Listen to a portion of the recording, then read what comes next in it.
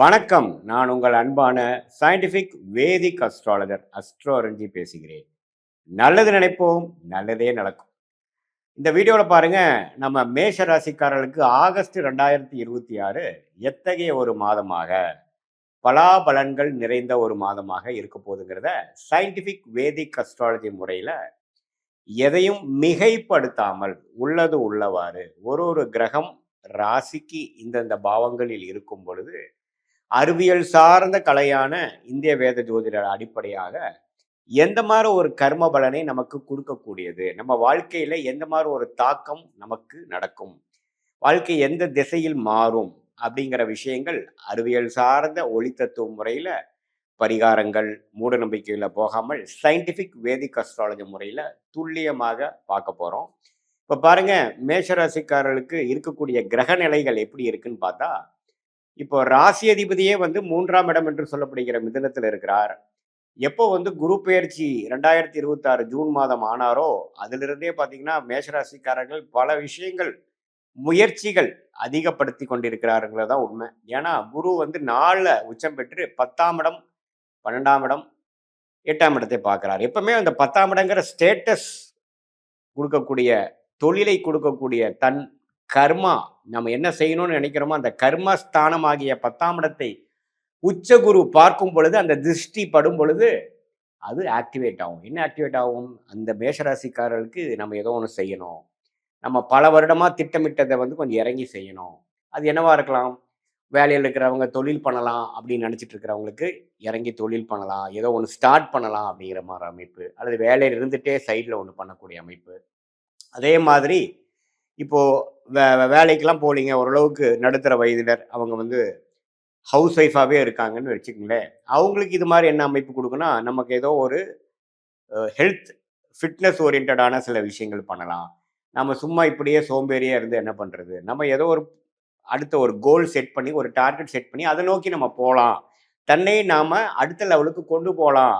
அவங்க என்ன நினைக்கிறாங்களோ, அவங்க வாழ்க்கையில் வந்து பணம் விஷயமா இருந்தாலும் சரி, வேலை விஷயமா இருந்தாலும் சரி, தொழில் விஷயமா இருந்தாலும் சரி, அவங்களுடைய ஹெல்த், உடம்பு ரிலேட்டடான விஷயங்கள், பர்சனாலிட்டி ரிலேட்டடான விஷயங்கள், ஐடென்டிட்டி ரிலேட்டடான விஷயம் எதுவாக இருந்தாலும் கொஞ்சம் செய்யலாம், கொஞ்சம் முயற்சி செய்யலாம். நம்ம வந்து இப்போ இருக்கிறது எனக்கு திருப்தியாக இல்லை அப்படின்னு சொல்லி கடந்த 2 மாசமா முயற்சி எடுத்துக்கொண்டு இருக்கக்கூடிய மேஷராசிக்காரர்களுக்கு நல்ல பலன்களை கொடுக்குது. ஏன்னா சூரியன்கிற ராஜோகாதிபதியே 4ஆம் இடத்துக்கு வந்து குருவோட சேருவது அருமை.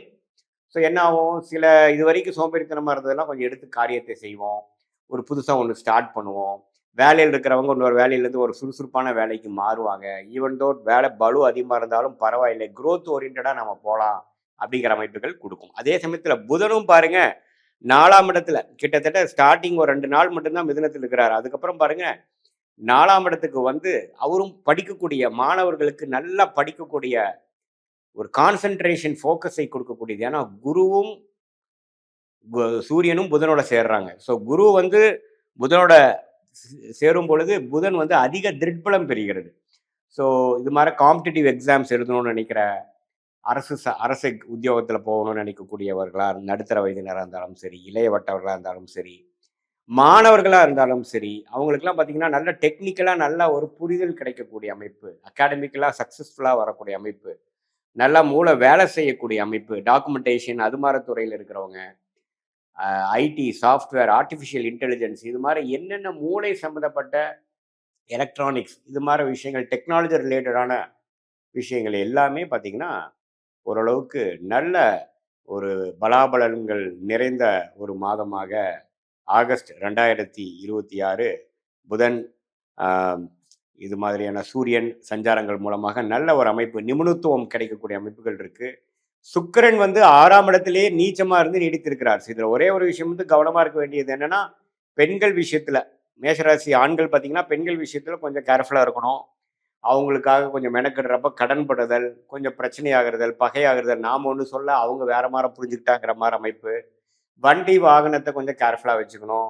சேதாரம் ஆகுறதோ, ஒரு அடிபடுறதோ, சர்வீஸ் கொடுக்க வேண்டிய நிலைமைக்கு வர்றதோ அப்படிங்கிற மாதிரி விஷயங்களும், சுக்கிரன் 6ஆம் இடத்தில் நீச்சமா மாதம் முழுவதும் இருக்கிறதுனாலையும், அந்த சனியின் பார்வை பெறுவதனாலையும் இருக்கு. ஸோ பெண்கள் ரிலேட்டடான விஷயத்துல நீங்க ஈடுபடும் பொழுது கொஞ்சம் கேர்ஃபுல்லாக இருக்கணும். ஏன்னா சுக்கிரனே 6க்கு போய் நமக்கு சனி பார்வை பெறும் பொழுது மேஷராசிக்காரர்களுக்கு இது மாதிரி புதிய தொடர்புகள் வரலாம்.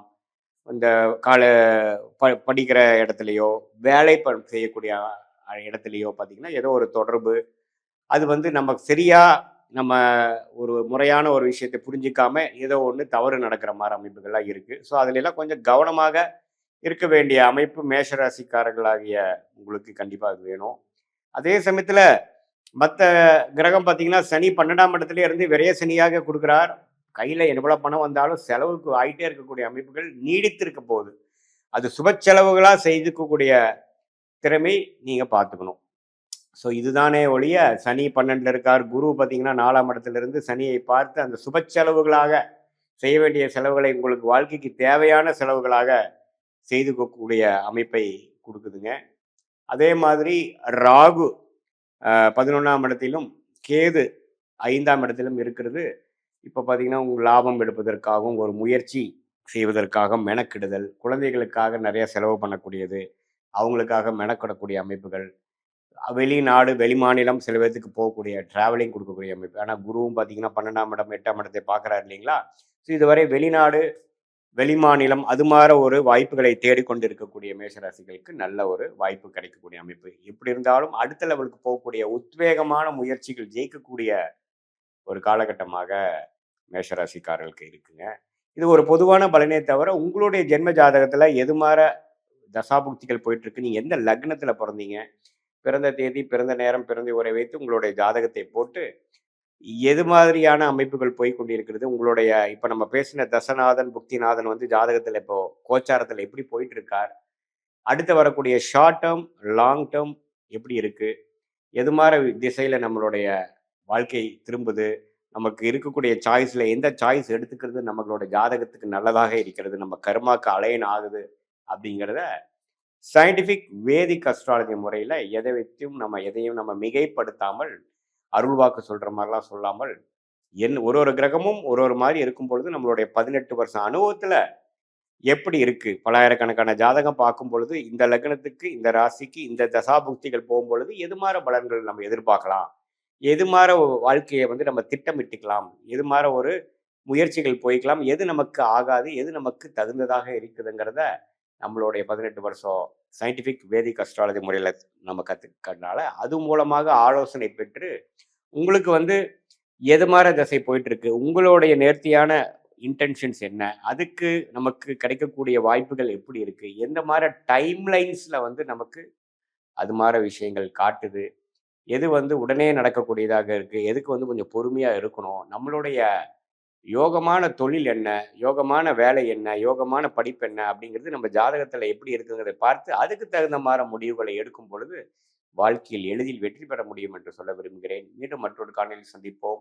நன்றி, வணக்கம்.